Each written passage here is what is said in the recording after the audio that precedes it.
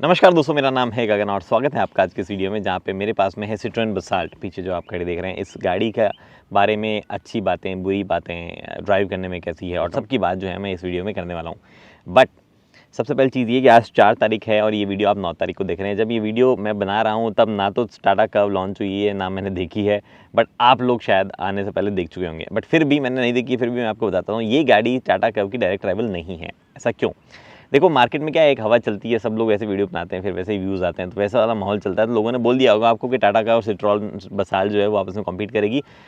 Well as reality is कि Citroën हमेशा से एक बहुत ही अलग तरीके की गाड़ी बेचता है। ठीक है, डायमेंशन वाइज और उस तरीके से इंजन और थोड़ा सा सेगमेंट टैक्सेशन के हिसाब से आप बोल सकते हो टाटा कर्व वाली सेगमेंट में ही है। बट उस हिसाब से तो टाटा कर्व और टाटा की हैरियर सेम ही कार हो जाएगी, वैसा सीन यहाँ पे नहीं है। It's that difference. Tata curve और हैरियर में जो डिफरेंस है वही वाला डिफरेंस यहाँ पे भी आपको देखने को मिलेगा। फ़र्क क्या है कि भले ही दोनों गाड़ियाँ लंबाई चौड़ाई में आसपास ज़रूर नज़र आ रही होगी, एसयूवी कूपे नाम चल रहा होगा, लेकिन सिट्रोएन कर्व लोअर सिट करती है, पैसे में भी, फीचर्स में भी, ओवरऑल क्वालिटी में भी, ओवरऑल वेट वजन जो है उसमें भी, हर एक चीज़ में जो है नीचे बैठेगी टाटा कर्व के मुकाबले। तो ये यहाँ पे सीन है, ये थोड़ा सा डाउट क्लियर करना जरूरी था। अब बात करते हैं गाड़ी की एक एक चीज़ों की, मतलब कौन सी चीज़ अच्छी लग रही है, कौन सी नहीं लग रही है। अगर आपको एक एक ऐसा हाथ लगा के बताना चाहता है, हर एक फीचर देखना चाहते हो, तो लास्ट वीडियो में मैंने बता दिया था, वो आप देख सकते हो आई बटन में। बट फिलहाल की बात करते हैं। बाय द वे, मैं पत्थर पे बैठा हूँ और बसाल्ट का मतलब भी पत्थर होता है। गोवा के आसपास बसाल्ट मिलता भी है, बट सिट्रोएन को शायद ये पता नहीं था, वरना वो कहीं ना कहीं लिंक कर देते थे मार्केटिंग वाले कि देखो हम बसाल्ट मिलता है तो हम गोवा में ले आए, ऐसी वाली चीज़ है। नहीं, चलो।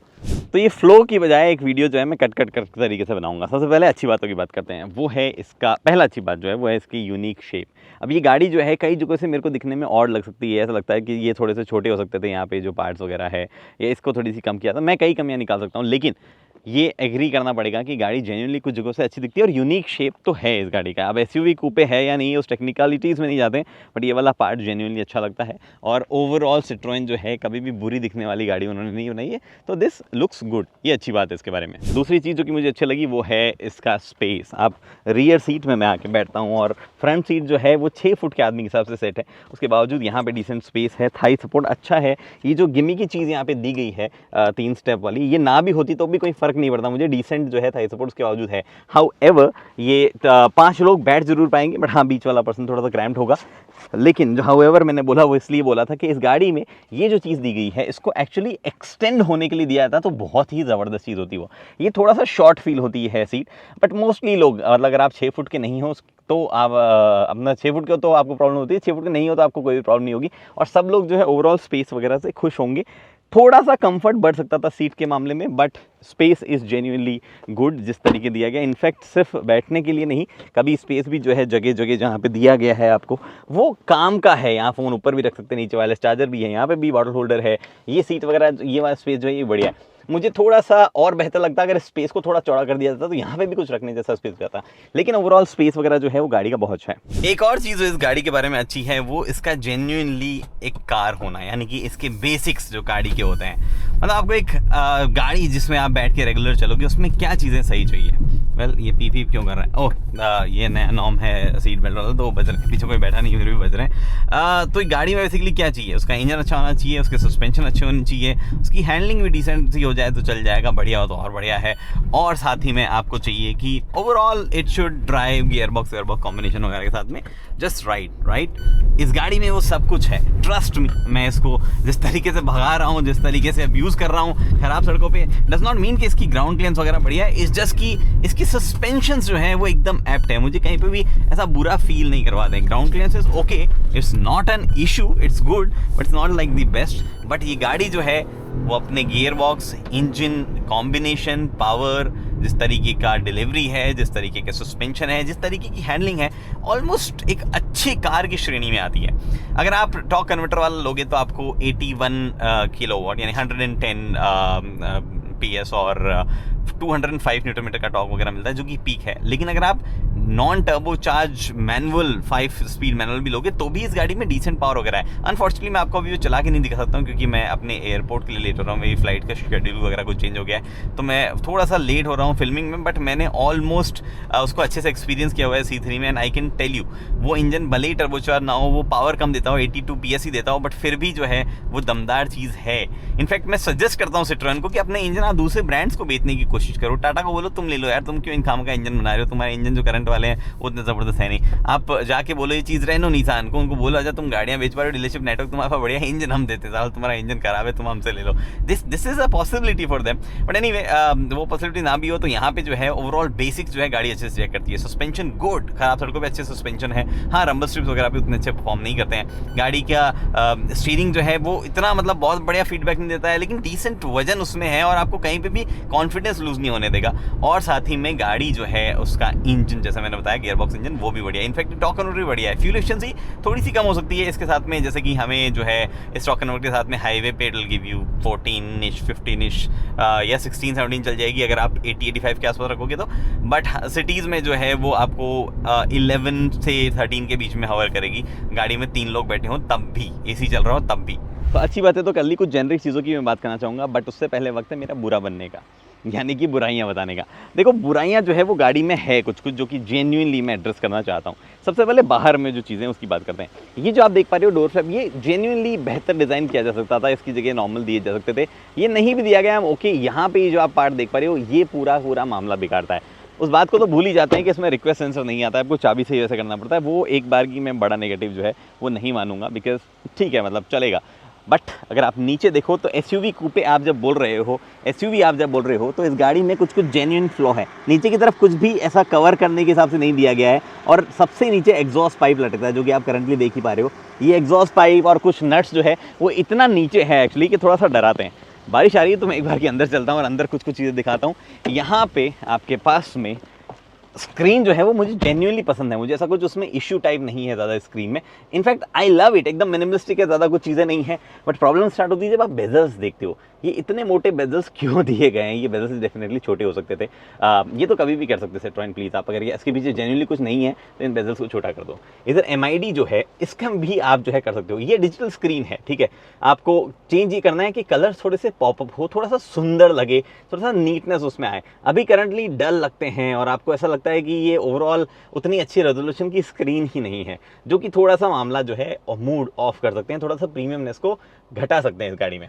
उसके बाद में इधर हम आते हैं, ये लॉक अनलॉक वाला पोर्शन देखिए। इस गाड़ी को अगर आपको लॉक अनलॉक करना हो तो देयर इज नो बटन या there is no switch as such, यहीं से करना पड़ता है, यही वो चीज़ है।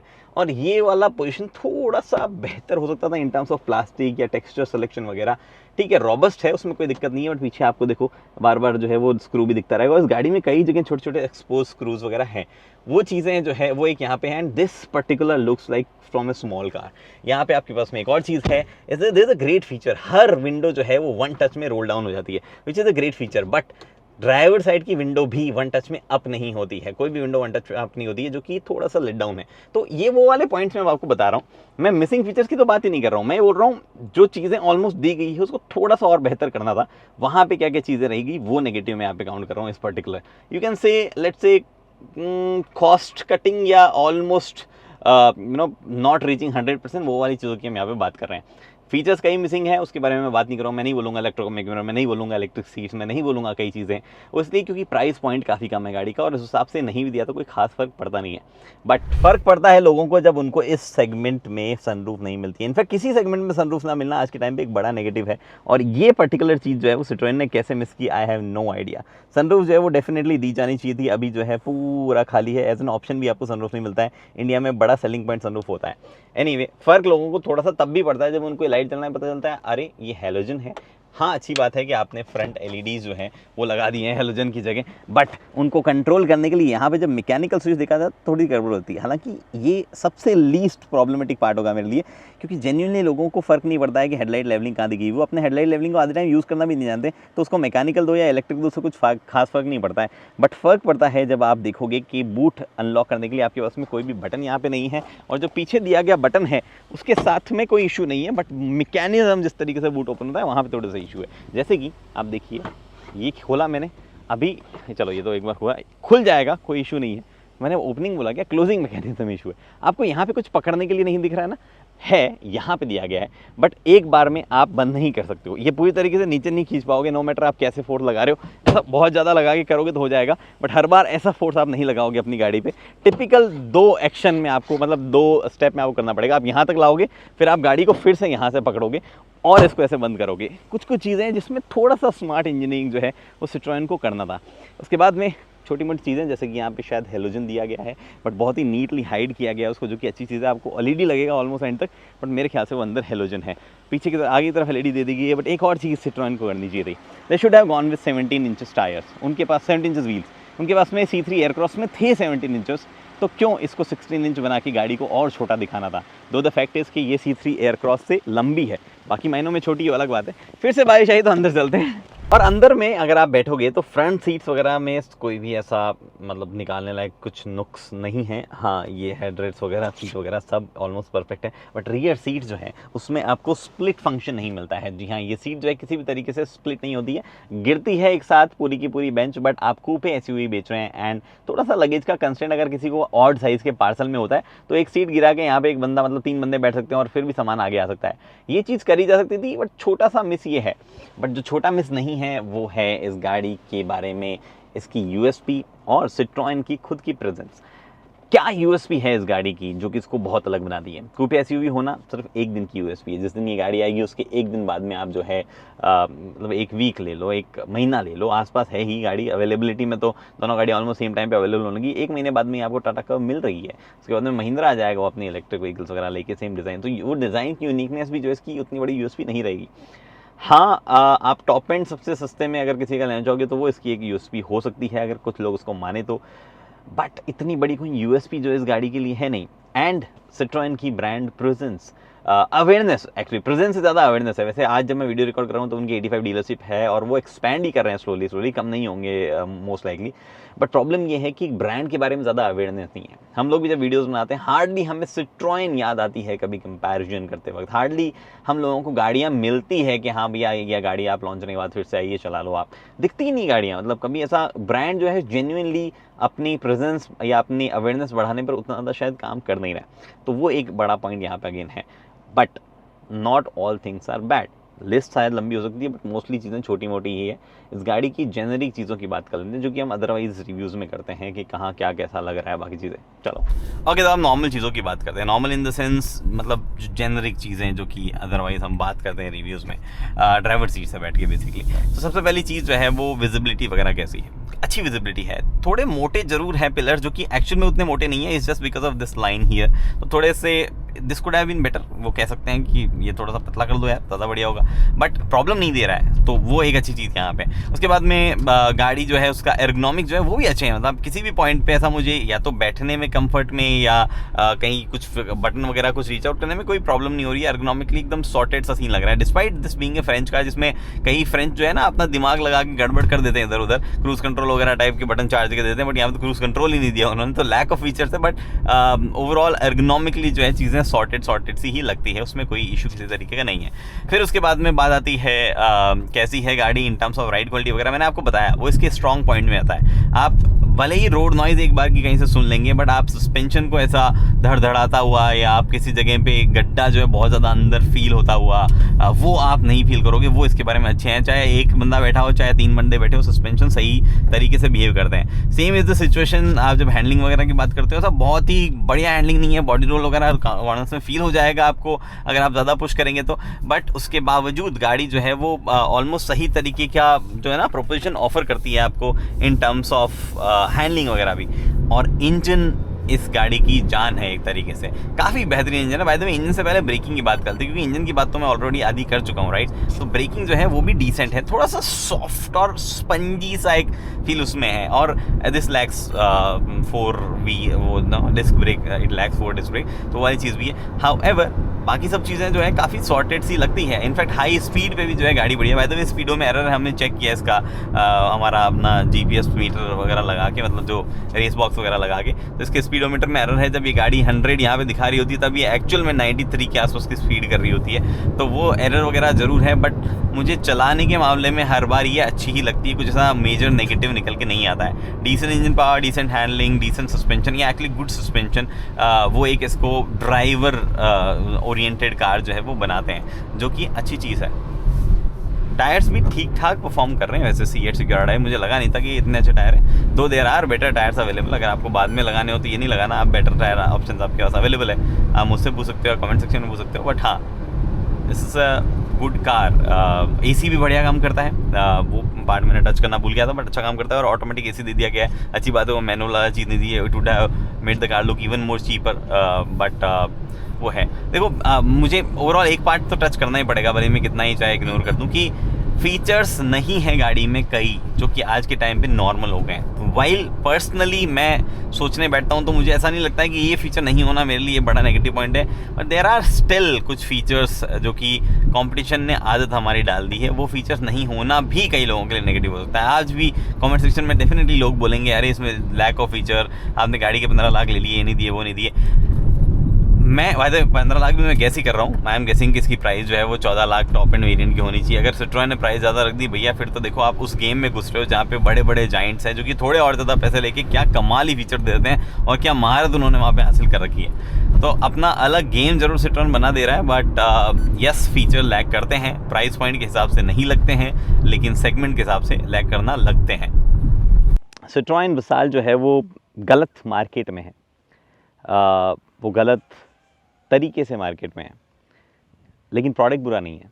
मैं ऐसा क्यों कह रहा हूँ मैं आपको समझाता हूँ, ओवरऑल समराइज़ करता हूँ मैं सारी बातें। मैकेनिकली एक स्ट्रॉन्ग प्रोडक्ट है, बेसिक चीज़ें सारी मीट करती है, एक ज़रूरत वाली चीज़ जो कि रोज़मर्रा में आपको चलेगी और एक डिसेंट लेवल कंफर्ट देगी, हर एक चीज़ इस गाड़ी में मौजूद है। और सेंसिबल प्राइस पॉइंट पे भी आ जाती है, क्योंकि वो ज़्यादा लोडेड और वैसी चीज़ नहीं है। बट ये मार्केट बदल चुका है, ये वो इंडियन मार्केट रहा नहीं है जहाँ पे लोग बोलते हैं कि भाई ये चीज़ तो मैं काम में एक ही बार लूँगा साल में, तो ये मुझे क्यों चाहिए, मुझे नहीं चाहिए।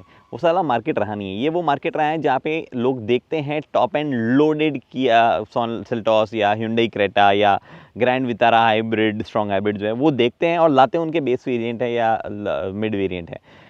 वो मार्केट है जहाँ पे लोगों को 25 लाख की गाड़ी जो है अगर 14 लाख में मिल रही है तो वो उनको चाहिए। अगर आप आउटराइट कहोगे कि ये हमारा टॉप एंड वेरिएंट है जो कि एक्स शोरूम या एस शोरूम मान लो कि 14 लाख रुपए का है, बंदे वहीं पे जो है गाड़ी को दूसरी निगाहों से देखने लग जाते हैं। Despite the fact that's a great product, India में प्रोपोजिशन जिस तरीके से मार्केट का पेनिट्रेशन है, सिट्रोएन शायद वो गेम समझ नहीं पा रहा है या थोड़ा ज़्यादा समझ गया है, उसके बीच में गेम होना चाहिए था। हाउएवर मैं रेकमेंड करूंगा या नहीं, मैं स्ट्रांगली रेकमेंड करूंगा आपको ये गाड़ी। अगर आपके मन में ये है कि Citroen as a brand India से भाग जाएगा, नहीं, उनकी फंडामेंटल्स जो है वो जितने स्ट्रॉन्ग इस गाड़ी के लिए रखे थे उतने स्ट्रॉन्ग बिजनेस में भी उन्होंने रखे थे, इंडिया में प्रेजेंस बनाने में। तो उन्होंने मेक श्योर किया कि हम इंडिया आ क्यों रहे हैं। उन्होंने बोला नहीं भी बिके गाड़ी तो भी हम लोग जो है वहाँ प्रेजेंट रहेंगे, बिकॉज उनको इंजन और ट्रांसमिशन यहाँ पे बनाने हैं। होसूर में उनका एक प्लांट है जिसमें वो इसको बनाते हैं। इतना बड़ा वो ग्रुप अब हो गया है कि वो इंडिया से एग्जिट मारना चाहेगा ही नहीं। उनके पास में इतनी आर्म्स, इतनी विंग्स और इतना सारा बिजनेस डीप डाउन कहीं ना कहीं है कि हम गाड़ी मैन्युफैक्चर करके कहीं से कहीं ले जाएंगे वगैरह वगैरह। बीच में फ़ोन बज रहा है भाई साहब, इन व्यवधान को बंद करते हैं।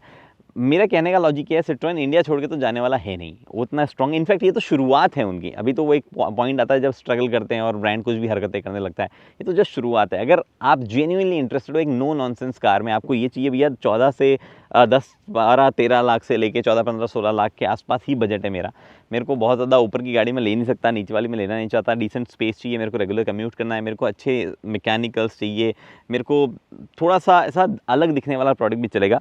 This is the car for you and you can go and buy it, but you will be confused, you will go out. आप देखोगे कि क्रेटा भी है, फ्लैशीनेस भी है, सेल्टॉस है जो कि दिखती अच्छी है, टाटा है जो कि सेफ्टी जो है उसके साथ में पूरा जो कहते हैं ना माहौल के साथ में आएगी, और आप देखोगे कि कहीं स्ट्रॉन्ग हाइब्रिड जैसी चीज़ें भी हैं तो फ्यूल एफिशिएंसी बेटर मिल जाएगी वगैरह वगैरह वगैरह। You will get confused, it is evident. और इस ब्रांड के पास में बहुत कम रीजंस है कि आपको उतना ज़्यादा अट्रैक्ट करे, but this is not a bad product. Basically कहना मैं ये चाहता हूँ। फिलहाल इस वीडियो में इतना ही। उम्मीद करता हूँ वीडियो पसंद आई है। पसंद आई लाइक शेयर सब्सक्राइब आप कर सकते हैं। अगली वीडियो तक के लिए दोस्तों हेलमेट पहनिए, सीट बेल्ट पहनिए, सुरक्षित चलिए। धन्यवाद।